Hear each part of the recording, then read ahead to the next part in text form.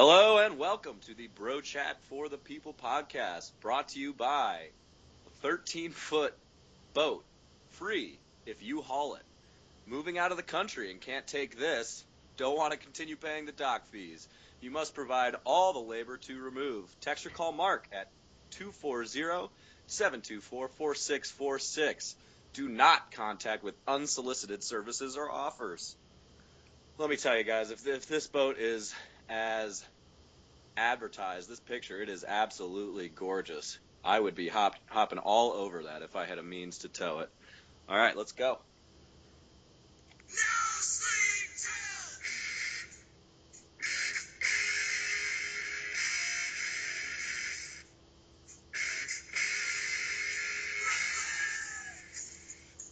Oh, man. Can always count on the Beastie Boys, can't you? Oh, yeah. Always. All right. I am Dan, and I am with my number one bro chatter, Tom. And Tom, we have a special guest today, don't we? We do have a special guest, our boyfriend Kobe. Our boyfriend. He's very famous for possibly being the one at the end of our podcast shout out. He is. Is he or is he? We don't know. We're particularly ambiguous. Colby, how you doing, man? I am well, and hello to all the listeners out there. All right, Tommy boy, why do we have Colby here? What is he talking about? Colby has a unique perspective on the sporting world compared to the people in our circles who probably listen to this podcast. We're going to talk about the British Premier League, which he's obsessed with for who knows what reason. Oh, man, I can't tell you. I am so excited for this. I am such a huge Liverpool fan. Yeah, sure you are. Sure you are. We're going to. He's also, however, a Cleveland fan, which is very unusual. Don't meet many of them. Don't meet many Cleveland sports fans out there. So we're going to be talking Cavs. So we're going to be talking Cavs and little old Johnny football. Oh, man. I cannot wait. Colby, since you're the guest, who do you want to talk about first? What do you want to talk about first? Well, I think the first order of business on my side, as you may or may not hear my ice clinking, is I'm actually drinking some fine cognac tonight, Remy Martin. Oh, my. And I actually have a story behind the very drink. The very bottle that I'm sipping from tonight. Straight out of the bottle, Colby. That's how we do it in Cleveland, my friend. As you've alluded to with your chuckles and your snickers, that's how we have to do it. But anyway, funny story. I actually haven't opened, and this is just like I don't know, I'd have to look. 200 milliliter little flask size bottle of Remy Martin. I got on my 21st birthday. Oh my word. From an old Ave alum. And I thought it was, I don't know, I just haven't opened it and recently moved. So in the whole process of moving, I found it again, stuck it in the freezer and thought, why not tonight in lieu of alumni weekend at Ave Maria coming up? That is our own dear Ed Heffernan that gave that to me on my 21st birthday. Oh my word! And for those, you have to be. Go ahead, Dan. I'm sure you. For those listeners who don't know, Colby must have had this for many years because he is no longer 21. Obviously, he is a solid, at least, what is it, 20, 29, 28? More close to 26, but I'm over the 25. So who gives a shit anymore? You know? It's a long time to keep a bottle of alcohol in your house. Especially through all those years of college. Well, to be honest, I think I've just started to graduate from the Yingling that you're drinking now and now moving into the delicious world. Delicious Yingling, can't go wrong. All right, Colby. Let's talk about the British Premier League. The British Premier League. Give us your pitch. Why should we watch it? Why should we care? Why should we talk about it on this podcast? That, and then also just tell us how it works, because I don't really know. Oh, my. Where should I start? I guess I'll start with, well, why should you watch it? Probably because of the owner of Liverpool, who Liverpool just happens to be my club, and it's probably one of the only sports crossovers us three actually share. That's true. The owner of the Boston Red Sox. John Yes, Henry. Fenway Sports Group.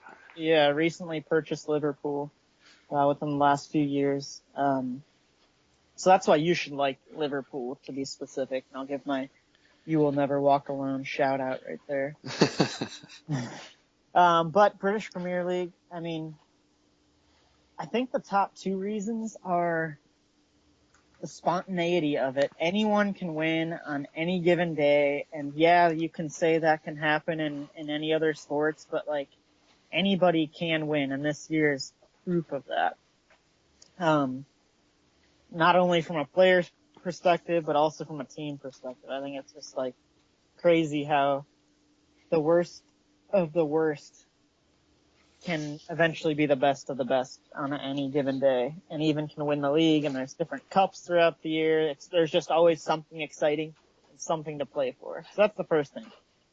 Second thing is the allegiances. I think that in our own sports here in the U.S., Major League Baseball, National Football League, National Basketball Association, whatever it is, we have like teams we like, and we're from Cleveland area, so we have to support the Cleveland teams. You're from New England, whatever that means, so you support New England because they're good. And New York, everyone likes New York, so you have people from all walks of life and every area of the country wearing New York Yankees hats. Like, that's not how it is over there.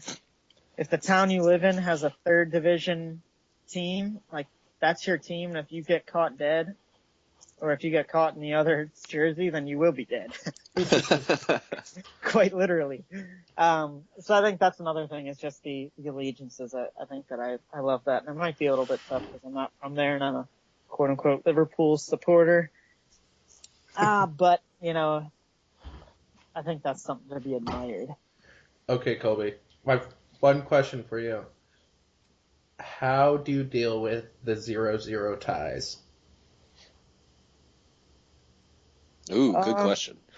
That's tough. I mean, first you kiss your sister, and then you... Wait, what? Have you ever heard that phrase? No. A tie is like kissing your sister. That's like what you're taught from is that whatever sport you're playing. That's an American. Are you sure that's not a Cleveland thing? How would that be a Cleveland thing? We always lose.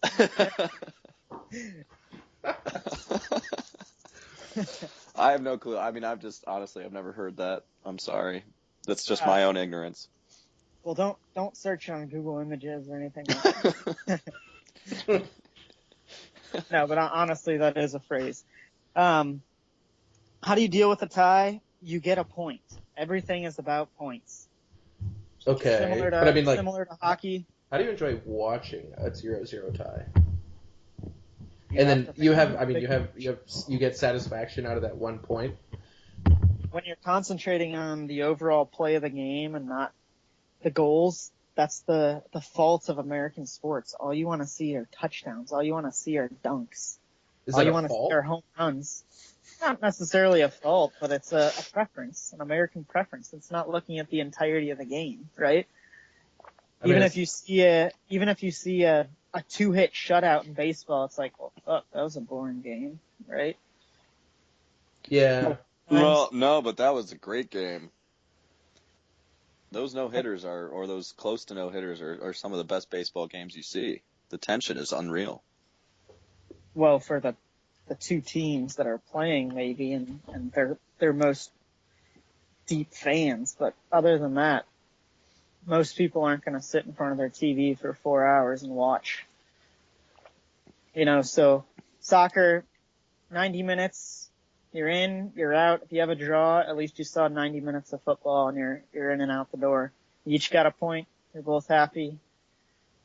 So I think that's the way you got to look at it, is the overall table sometimes, and then the quality of play, building off of one game after the other. And then there's, like I said before, so many different cups and tournaments. Sometimes you got to push for the draw. You got to push for the 0-0 defensive struggle. just to get the point to move on to the next round or to hold the team, for away goals or whatever it is. There's so many little things that we don't have, that we don't think about, that our minds just they're not trained, Okay. I got another question for you. You mentioned earlier about how anything can happen on any given day. What's going on this year that's so crazy in the British Premier League?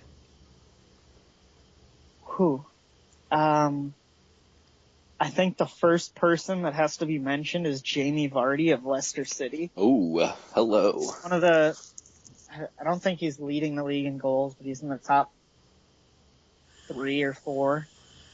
He was playing second division, which is essentially third division soccer, so double A ball, single A ball a year ago, and his team moved up, got promoted. Here he is in the Premier League, one of the top leagues in the world, and he's one of the leading goal scorers. He was signed for £1 million from his team to play for Leicester City, who was about to be promoted to the Premier League from a men's league team, essentially. He had a day job. He didn't just play soccer.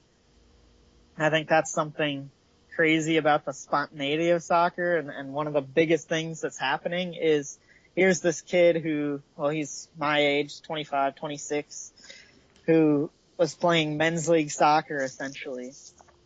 And because it's tied, everything is tied together, everything is, promotion, relegation. Here he is playing in the top division this year for Leicester City. Have either of you heard of Leicester City Football Club before? I have, only because of Jamie Vardy's strike against Liverpool a couple days ago or a week ago or so, whatever it was. Before this year was the clause to that. Probably not. I don't think I had really paid attention to them before. And here they are, atop anyone in the league, beating Liverpool, Manchester United, Manchester City, Chelsea, whoever it is on any given day. They're beating them. It's just a crazy spontaneity, and I think that's kind of the lead right now, is who is Leicester City and why are they atop the table at this point in the year. And you also mentioned divisions and dropping in or moving up and being promoted and then dropping out. And I think that's probably one of my favorite things about the Premier League. What the little I know about it is that, if you're terrible, you get punished for being terrible. Unlike every American professional sport, where if you're terrible, you get rewarded with the first round draft, with the number 1 draft pick. So can you go into that and explain that a little bit? Yeah, it's pretty simple. Everything is tied together basically by town and region, and then based off of how big your town is, that's generally going to be the league that you fall into initially. And if you're in the top 2 at the end of the season within your table, you move up. I think there's officially like 5 or 6 divisions of professional football in soccer in England. The Premier League, the English Championship, and then League 1, 2, 3, so on and so forth. So essentially me playing in Naples Men's League 7-on-7, that would be like 7th division professional football in England. So it's actually funny. Like, you can go on Wikipedia and look up English, the tiers that they have and the leagues that they have, and then they'll have all the teams listed under each tier. If you click into one of those teams, it'll pull up the team picture, and it's like 35-year-old fat guys. Which is funny because that's what Jamie Vardy was playing like 2 or 3 seasons ago. Is like 3rd division in the English, 3rd tier, whatever it is, for some team, and like there are obvious overweight members of the team that play. So I think that I don't know. Can you imagine? Hey Tom, I'm not hating on you. I'm not hating on me. Can you imagine though if that perspective was just taken into consideration for our sports? Well, I think the only ones who really pay attention are the Patriots. Malcolm Butler was working at Runner's Alley last year, and now he's a Pro Bowler. Sounds like a Kurt Warner story right Would there. you, but Colby, would you want to have something like this instituted for our professional sports, considering your stance as a Cleveland fan? Would they be dropped out of the NFL?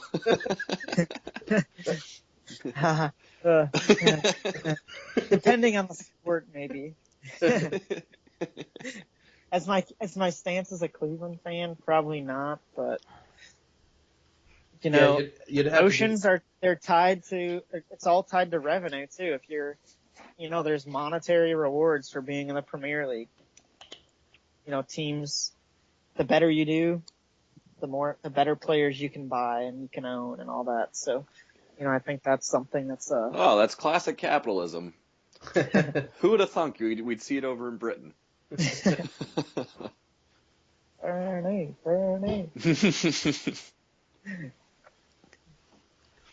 But I don't know. I think that, soccer is a sport that it works with. I don't know if it would work, and I'd be interested to hear your take on that. If, what sport it could work with. Obviously, baseball, there's similar idea, but all the farm teams are owned by the mother team. So, would that work in any sport except soccer? I think it could work in the NBA. I agree. And you know what? That actually would solve the terrible, terrible problem of NBA teams tanking to get the number 1 draft pick. They do tank hard. And, I mean, the fact that you have only a 5-man roster means that you could, create more teams, essentially. Yeah. With, better players, they might go somewhere to start, or they, rather than sitting as, the 8th man on a team or whatever. Or they could play for their hometown because there'd be, more teams, or I don't know. I think the NBA is in the most desperate need of some kind of rule change in order to fix their just half the teams try to make the playoffs and half the teams try to get in last place. Yeah, exactly. That Tom, you're right about that. I think that is probably the biggest problem with the NBA at this point in terms of its watchability. If you have a team that's on the edge of the playoffs, say the Celtics last year. I mean, what was the benefit in us getting to the playoffs and confidence, well, experience, some whatever nonsense, breaking Kevin Love's shoulder, maybe. Okay, that was great. You're right. That made it all worth it. It made it all worth it. Good old Olenek the clinic. It did kind of screw us though, because then he was like, "There's no way in hell I'm going to Boston." Hey, he got suspended for the first game of the season, so at least he got punished. Just ruined the Cavs' chances. Makes me sick.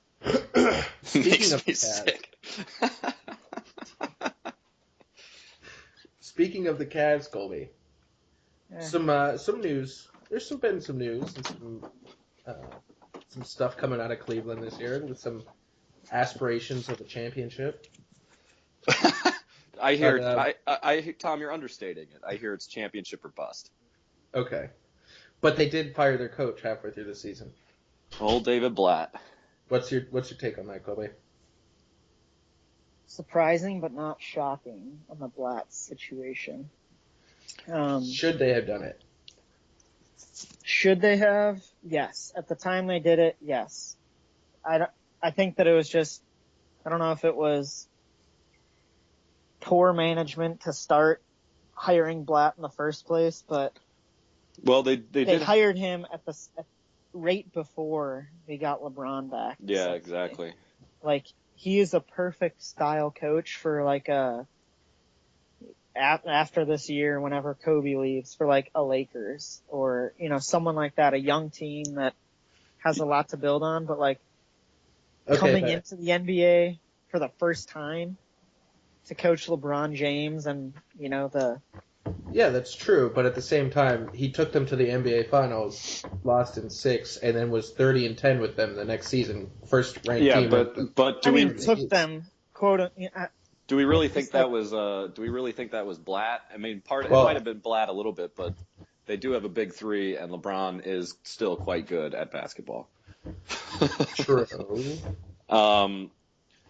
And Colby brings up I think the best point is that they hired him before LeBron came back, and so they were hiring him to try to develop young guys, because as far as I know, from everything I hear, I mean, I've never met the guy or seen him coach in person, but he's considered like a hard ass, somebody who the players don't really like, but he like because he's so hard on his players and he wants them to get better and better, but that's not going to work when you have an established superstar like LeBron James leading your team. I don't know if it doesn't work. I mean, Eric Spoelstra is a garbage man. He's a terrible coach, and he managed to win some championships. Yeah, but then at the same time, you look and you say, who the Heat didn't have to play the current Golden State Warriors. Exactly. I think he got a raw deal. That's all I'm saying. I think he did too, but I don't know if it should have ever happened in the first place. That's what I'm saying. They didn't know he was getting LeBron when they got him. I know. That's what I'm saying. They should have just. They could have Waited They until should they have got waited. LeBron and then figured out what coach he wanted. But then you might have ended up with like Spoelstra, and that would have been just terrible. Just looking at him on the sideline makes me want to vomit. Michael Jordan wanted I think his hair is sexy, Tom. Michael Jordan wanted Phil Jackson, so the Bulls went out and got Phil Jackson. Like the superstar of your team has a lot to say about the direction of your franchise. And if LeBron doesn't like the coach and doesn't really want to play and succeed for the coach, then it's going to be tough to be the best.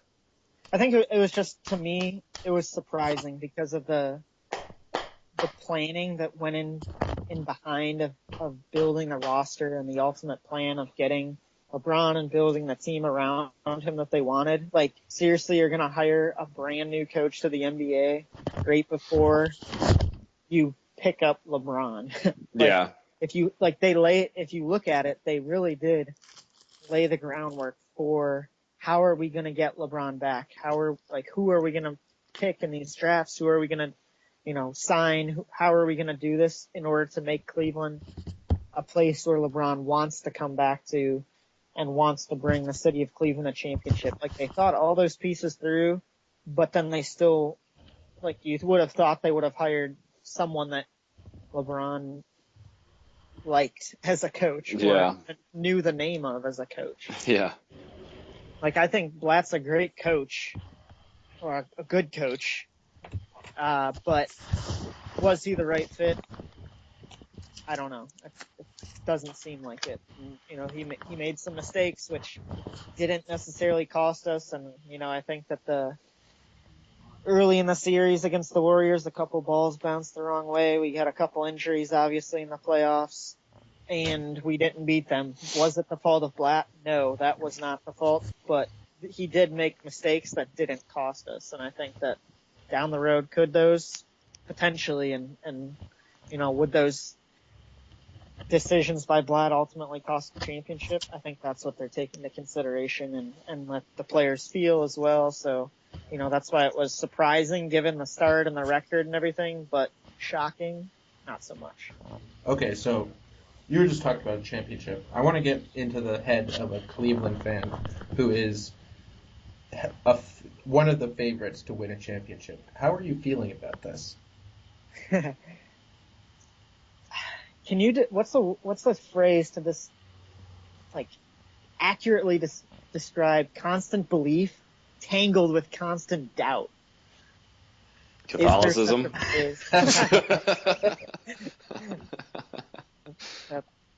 Fair point. Yeah, I mean, I guess Clevelanders are solid Catholics, similar. In your heart of hearts, do you think they're going to win this year? I mean, yes. I will say yes. It's hard to root. I mean, as good as the Warriors look, and as much as I don't think the Cavs are going to win the finals this year, it's really, really difficult to bet against LeBron James. I think this is the year. This is the year. Next year, what if Durant goes to the Warriors? I mean, you're facing, it's all well and good to say Durant, but we did the podcast about Steph Curry, and he's having an amazing year. He's having one of the best scoring seasons of all time. So, I don't know about other players going somewhere next year. I think you should be worried about Steph Curry this year. No, but I'm saying, like, yeah, Steph No, Curry you should be is, worried like, about Steph Curry next year. He's going to be 60, 50, he's going to be 95. better as Danny accurate as he proved with the numbers. Like, he's progressively gotten better year over year. So what is going to happen next year? And there is the potential for him to get better and the team around him to get better. They're all like freaking young. Yeah, they're young on that team. Like, they're only going to get better, in my opinion. So kill them while they're young. What are your thoughts on maybe at the deadline, the Cavs possibly trading Kevin Love to the Celtics? For Kelly Olynyk, hopefully. For Kelly Olynyk the clinic, and he can go injure Curry for you. And he can injure Curry for you. Yeah. Draymond Green. Oh my god. And also would you? I mean, because then we'd obviously, if we were in the market for Kevin Love, which it's possible that we are. The Brooklyn pick that the Celtics have, which is potentially, like right now, has like a 25% chance of being the number 1 overall pick. Would you take that for Kevin Love, where you could have LeBron, Kyrie, and then possibly say Ben Simmons to build on? I don't know. I think that'd be stupid management to give up Wiggins for Love, and then you trade Love for potentially someone else. Yeah. I don't know. Would you rather have Wiggins or Love? Ooh, really good right question. Now? Yeah, right now, this year, when you're I don't ready know. for the Because how does Wiggins operate on the same court with Kyrie and LeBron when he's like a mix of the two players? Given the circumstances we've been in, probably would have rather have Wiggins just because Kyrie has been hurt, not playing, this and that, and Wiggins like can fit in well. How he plays with LeBron and Kyrie, I don't know. I mean, Love hasn't really done anything to be like, oh my gosh, I'm so glad we picked up Love. So it's tough. I would say Love was the right call just to provide that balance. Wiggins is like a middle between, like he's a mix between LeBron and Kyrie, essentially, It's only his second year in the league. That's true. I mean, that's kind of the other point is he's so young. So 20 years old. He's got a solid 15-year career at least ahead of him. Yeah. I mean, it's a gutsy call, like you said earlier. It's championship or bust right now, and Love is the safer bet on championship or bust, given his position, how well he was, playing, and kind of the talent that he brings to the table. I think that he, when he's playing well, he's kind of a confidence guy. He's a threat, Absolutely. And you see it when the Cavs get going on offense, when LeBron actually hits threes and Kyrie does his thing all the time. When Love gets going and that offense is pretty unstoppable. It's just, gotta lock down on defense and hit some shots. You have to throw JR in the mix. Like, if he starts hitting shots, like, whoo! Cut that out. The sky is falling. Barack, save us. Oh my god. Oh man. No, Barack resigned. Barack's not the president anymore. He and Michelle and the family moved to Seattle because Michelle got her dream job at an environmental law firm. Oh my gosh. I love The Onion. Oh, did I spoil that joke? No, I used it yesterday too. So What, you didn't listen to our podcast yesterday, Colby? Oh, oops. Of course I'm sorry. Maybe that's not who we're talking about at the end of every podcast. Yeah. Which Colby are we talking about? That's the real question. I have to keep some mystery in. Some intrigue. Give the people what they want. Oh my gosh. Yeah, even Sean Lee's getting in on the party with his son named Colby. Yeah. Sean Lee, that ass. I hate that guy. Wins fantasy football with the stupid Roger Goodell 2016 name. You should have changed it. Yeah, You were the I should commissioner, have man. changed it. You could have changed I don't it. even want to talk about that. I literally lost because of an extra point missed by the only person in the league that does not miss extra points. Oh my god. Oh well, it's in the past. Yep. There's always next year, unless we don't play. Colby going straight Rafiki on us.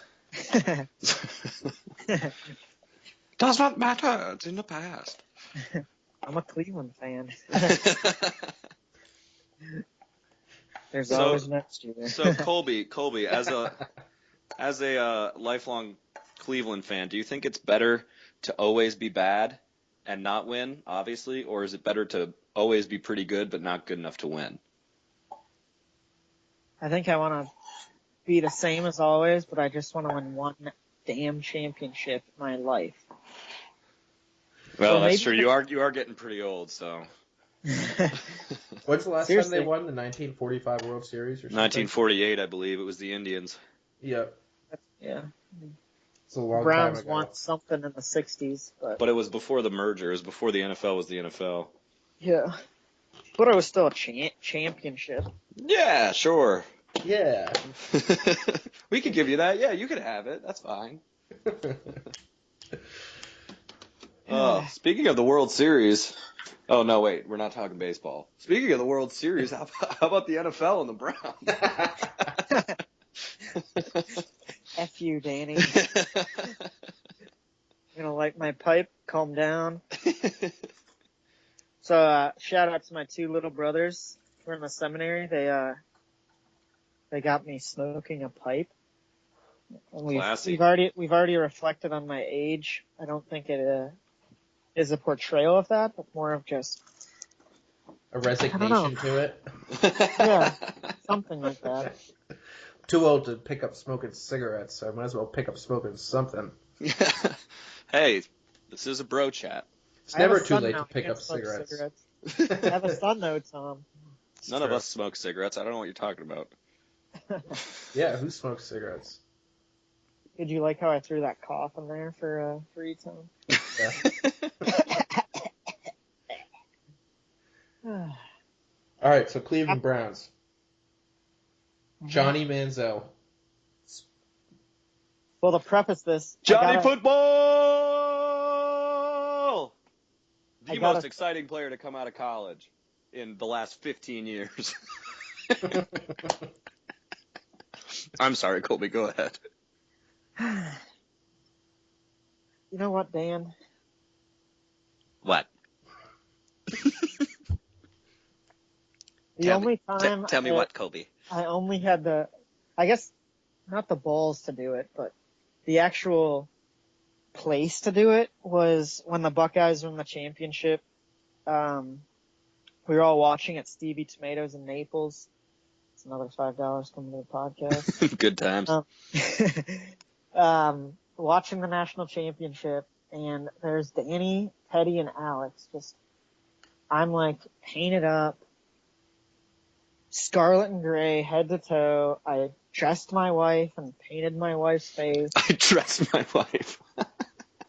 I dressed her in Ohio State garb through Of course. and through. And we're all watching the game, and then 85% of the conversation was about the New England Patriots. Tom was there too. I was there too. Hey, I was doing shots with you though. I was doing. What are you Sure. talking about? What? I was the only one who was just sitting there doing nothing, talking about the Patriots. We were all having a good time. Well, whoever it was, you guys are all just blah, blah, blah about Patriots. I think it was Raj. Patriots. Raj doesn't care about the Patriots. He's a Buckeyes fan. Raj was diehard Buckeyes.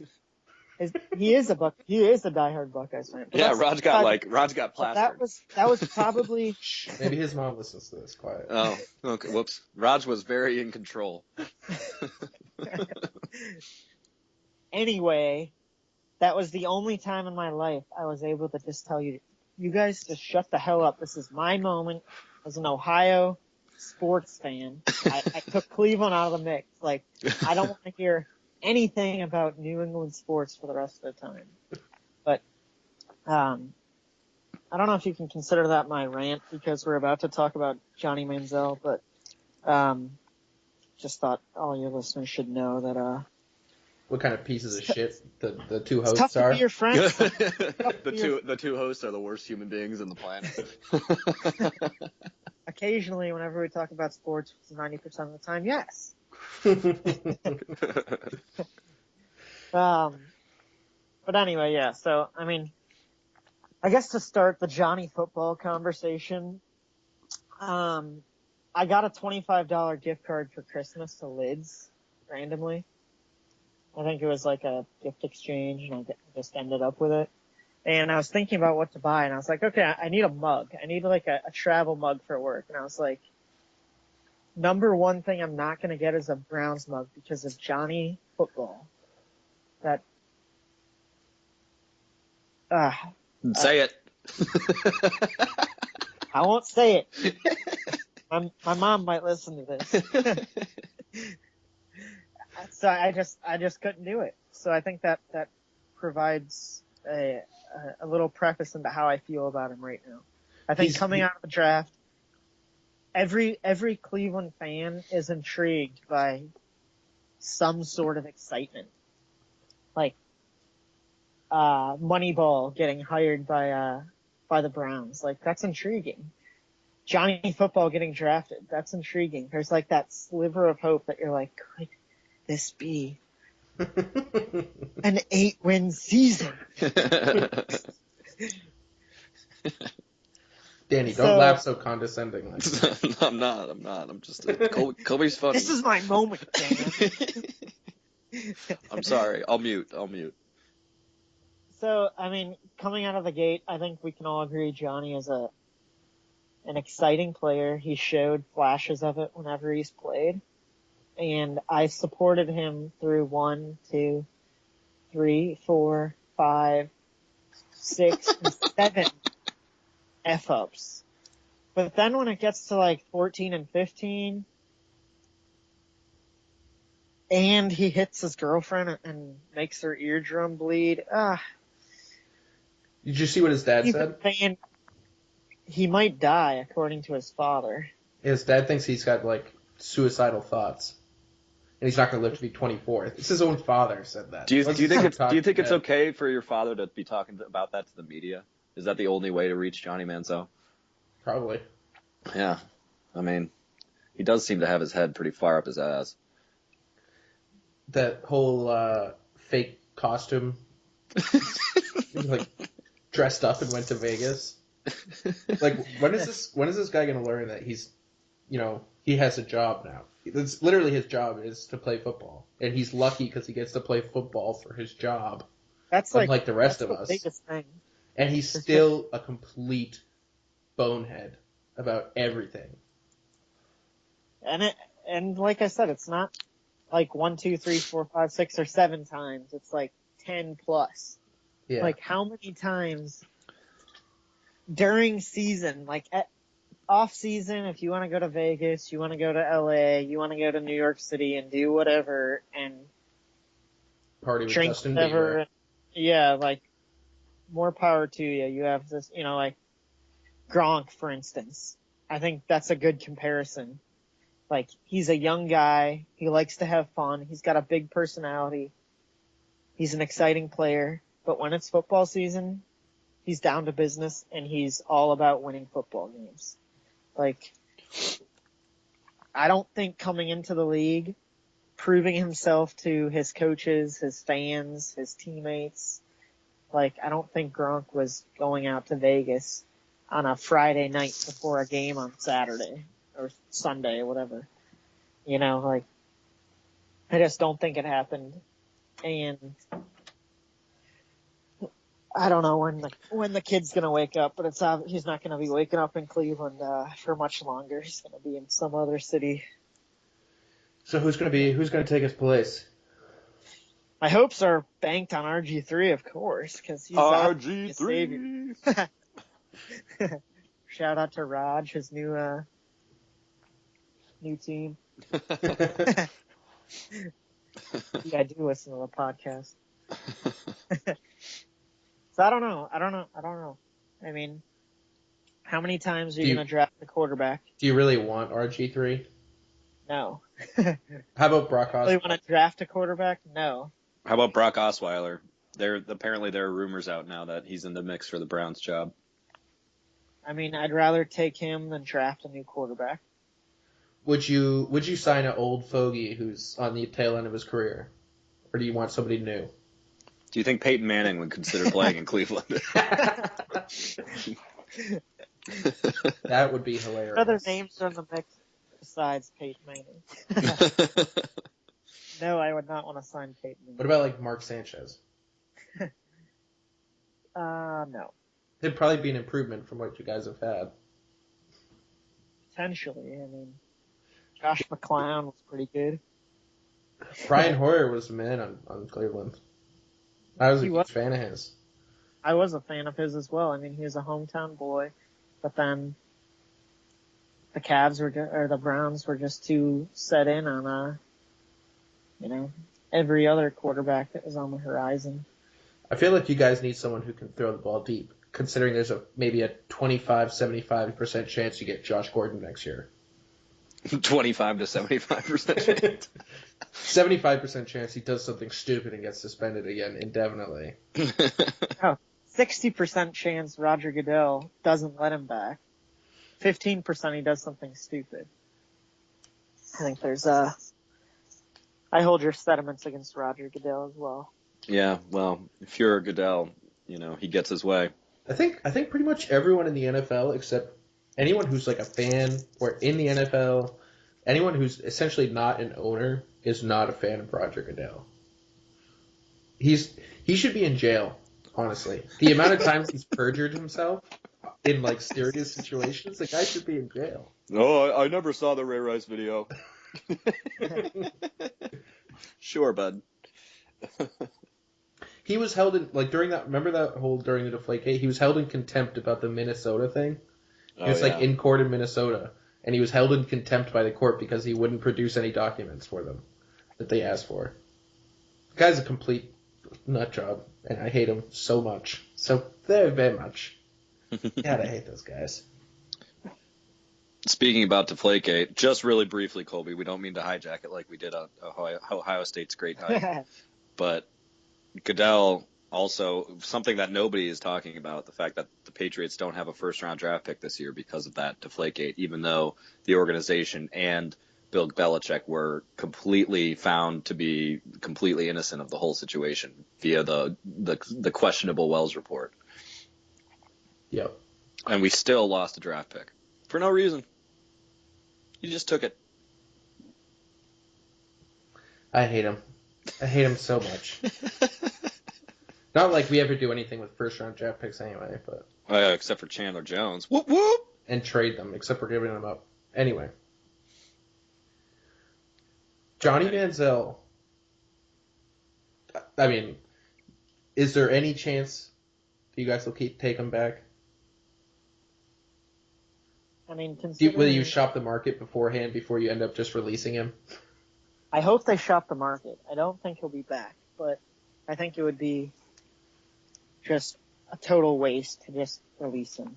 It's going to be tough now that they've already announced that they're going to release him in March. Yeah. It's going to be tough to get anyone to trade for him when they're like, in March we can just sign him. Are you excited about Hugh, though? I am excited about Hugh. I mean, I think it was a good call to go interdivision. Bengals have been pretty good offensively the last few years, so I don't know.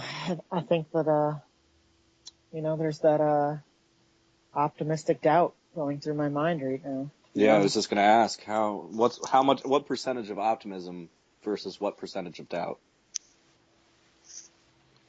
coming out of that factory of sadness that is, I don't know, where does Cleveland play? What's the name of their stadium?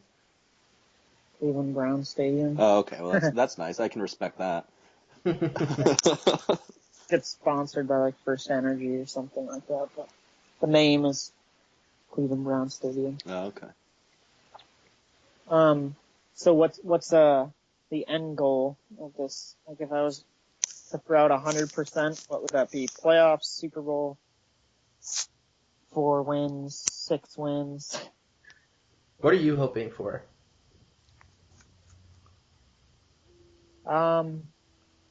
Obviously the playoffs. I mean, What are you realistically hoping for? I realistically think we could make the playoffs. If If the Lord rises again.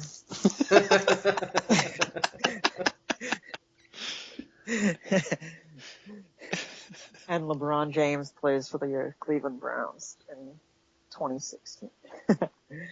Nah, I mean, I think we can make the playoffs. I think that positivity versus doubt is probably like 30% positive on that hope, 70% doubt. Given a lot of factors. That's pretty positive. Our current roster, our division, like you have the Bengals, you have the Steelers, you have the Ravens, like you have a pretty tough division. Yeah, that's true. So you guys should appeal to come to the AFC East. we just have to lose to the Patriots twice, and then we'll beat everyone else. Exactly. And Brady's about to leave, so you'll probably end up beating the Patriots at some point. So you got to ride it out a couple more years. That would be nice. And then we could, you guys should play the Dolphins theme song just once on the podcast so all your listeners can hear it. This is probably one of the most ridiculous things in the entire world. It is ridiculous. Unfortunately, we don't have that capability. Is it copyright? No, this is just really bootleg, and we have to play stuff on Danny's computer if we want to hear the audio. Let's see. One day, when there's thousands of listeners, you should play it. Yes, we will. We will. Maybe by that time I'll be a Miami Dolphins fan because the Patriots will have been terrible. No, that's never going to happen. I'll never leave the Patriots, even when they're terrible. Remember the British Premier League, Tom? And I think there's something to say about you. You're here in Florida, and you're still a staunch New England fan. I can respect that. You too, Danny, in Virginia. Although you have some Redskin blood in you, I know that for a fact. A little kickapoo. He shoots Redskin every now and then. As a young 10-year-old boy growing up in Chevy Chase, Maryland. That's right. Yeah. And I remember when we were children, my uncle, who has been in the D.C. area his entire life, pretty much, he gave us all Redskins shirts when we were there. I think we still have a couple of them at home. I have some Redskins apparel in my wardrobe, actually. I also have a Washington Bullets hat, which, by the way, Colby's hot take was brought to you by the Washington Bullets. It's time to change the name back. The Wizards are garbage. Who Wizards? Who does that? The only reason they chose that name was because it was alliteration.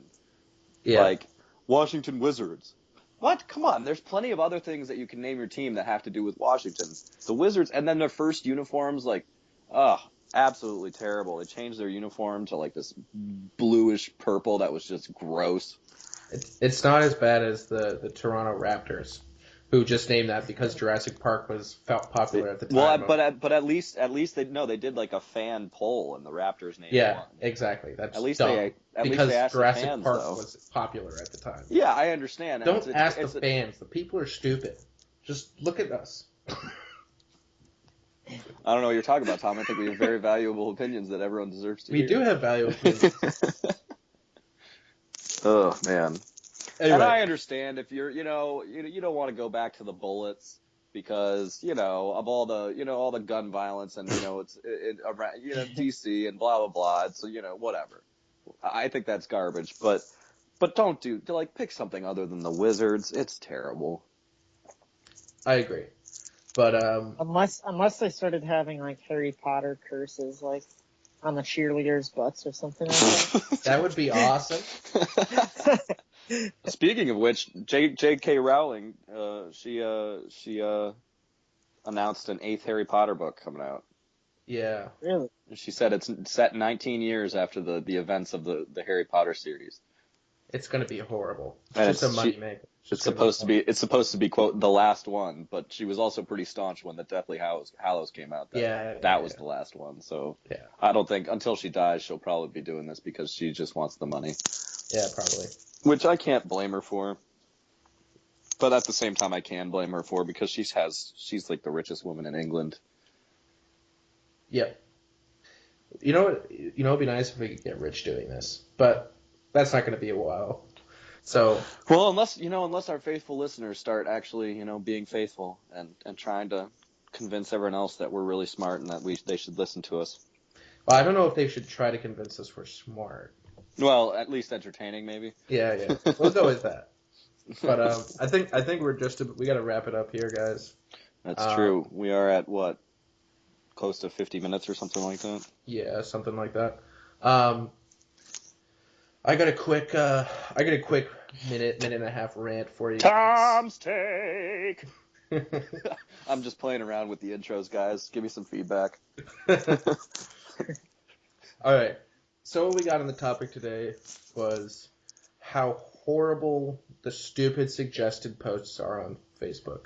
They always have awesome, alluring things on them, like, oh, the top 50 NBA players of all time, or the top 50 things that you should do before you die, or any number of things, like, top 10 things you didn't know about Lord of the Rings, any kind of things, and then you click into it, and it's just an ad whore, and you have to click through every single list slowly, and it takes a million hours to load because there's 50,000 ads, and you constantly have to just, click through it. I mean, there's some good lists out there, but most of them are just shit anyway, and they're just trying to get you to click on it, so you give them money, and I hate stupid ads, and I hate Facebook for being so infected by this, because they make so much money off of their stupid ads, because people like me click on those stupid links. I hate them. I hate it. I hate ads. I hate them. And that was Tom's Take. Tom's Take. All right. Well, is that it for us, boys? Any final parting words from the two of you? We love you, Kobe. Keep listening to us, Kobe. We love you, Colby. Keep listening. We enjoy making your work, school, or baby day easier. Thank you, Kobe, for coming on with us. I know. Thank you, Colby Popick. Yes. You got some. Thank you, gentlemen, for having me. And Colby, we look forward to seeing those Snapchats of you with a little Jack with the headphones on his ears listening to our podcast.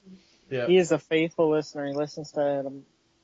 I put the podcast on when he's screaming, and then it makes him poop, and then he goes to sleep. Those are the only three things he ever does. So.